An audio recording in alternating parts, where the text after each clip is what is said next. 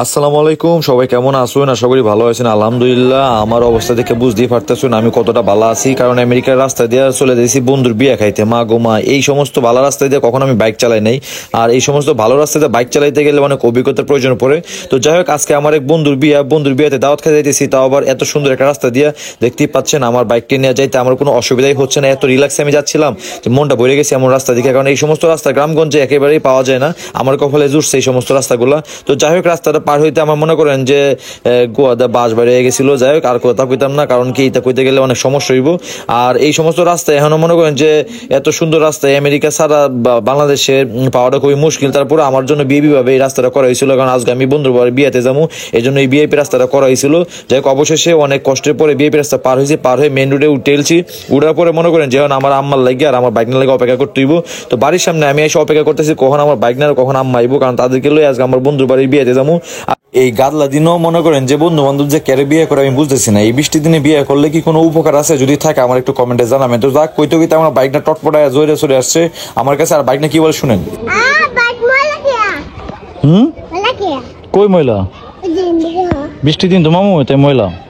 তো মামু আমার বাইক দেখে বুঝ জ্বালছে আমার বাইকে তো ময়লা কেন। মামু কি জানে আমার বাইকটা কোন দিক দিয়ে চালাইতে হয়েছে? আমার মামু যদি জানতো তাহলে আমার এই প্রশ্ন করতো না যে মামু বাইকটা কেন ময়লা। কারণ এত সুন্দর রাস্তায় যাইছি, বাইক ময়লা না কই যাবো দেখছেন। আমার নতুন বাইকটা একেবারে কাদা দিয়ে ভরে গেছে। আর এই বিয়ে খাওয়ার যে একটা স্বাদ, এই স্বাদটা মনে হয় আজকে আমার বাড়িয়ে গেছে। কারণ কি, এত সুন্দর রাস্তা দিয়ে বাইক চালাইছি আর মামু আমার টেনশন পড়ে গেছে। মামুর এত নতুন বাইকটা এত ময়লা বললো কেমনে? মামুরে ভালো করে বুঝাই দিলাম। তো যাই হোক, অবশেষে চলে আসছি বিয়ে বাড়িতে দেখি তো মানে কাদা আর মানুষ, এত পরিমাণ কাদার মানে আমার জামাই বেটা বসে আছে, এনে এনে হচ্ছে শেয়ার লয়ে বসে আছে। এখান সবাই খাওয়া দাওয়া করে এনে টিয়া জমা দিব।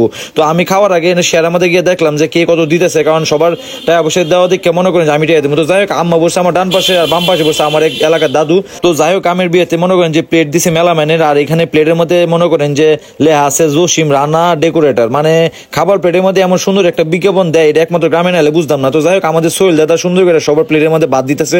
আমি কইতেছি আমার একটু আগে দাও ভাই, দাদা কইতেছে না তোরে আগের মতো পরে দিই। আর আমি এমন জায়গায় বইছি যে মনে করেন সবার শেষে মনে করেন যে খাবার দিতে হইব। সবার গুলো দিয়ে আসার পরে আমার প্লেটের মধ্যে বাদ পড়ে। আম্মা আমার কথা কয় তুমি পেট বেড়ে খাও, পেট বেড়ে খেলে তোমার শরীরে মোড় হইব, আর তুমি মোড়ালে তোমার আরো ভালো লাগবে। আমার কাছে আম্মা তুমি একটু খাও, তোমার শরীরে শুকায় গেছে। তো যাই হোক, আম্মা আমার ডান পাশে বসছে, আমি আমার মাঝখানে বসে। এদিক দিয়ে প্রথমে দিচ্ছে আমাদের বিয়ে বাড়িতে সবজি, এটা হচ্ছে আমাদের গ্রামের প্রধান খাবার। প্রথমে আপনার সবজি দিব, যেটা গাজর বিভিন্ন ধরনের কুমড়া টুমড়া দিয়ে সুন্দর একটা সবজি বানায়। তো যাই হোক, সবজি দিয়ে প্রথম খাইতেছি। সবজির পরে এখানে মনে করেন যে কি দিব এটা আপনারা দেখবেন। তো যাই হোক, সবজির পরে ভাইয়া দাদা আমার ভাত টাত দিতেছে। আবারও দাদা গেছে, দাদা তরকারি কই? দাদা কই একটু অপেক্ষা করে, এত ধৈর্য আলো হইব নাকি? আমি দাদা আমার পেটের মধ্যে এত ক্ষুধা লাগছে, বিয়ে খাওয়ার দিকে 3 মাস ধরে খাওয়া দাওয়া করি নাই, এর লাগে মনে করেন যে আসছি বিয়ে বাড়িতে। যাই হোক, সমস্যা নাই। এটা করার পরে দাদা দেখতেছি রোস্ট লয়ে আসছে, রোস্টটা দিতেছে আবার ওই দিক দিয়ে। যাই হোক, আমার হাতে একটা রোস্ট দিছে। আর রোস্টটা দিকে আমার তেমন একটা ভালো লাগে না, কারণ রোস্টটা মাংস একদিকে আর হাড্ডি একদিকে। তারপর আমি আম্মারে দিয়েছি, আম্মা তুমি খাও। আম্মারে 2টা রোস্ট দিয়ে দিয়েছি, আম্মা খাইতেছে।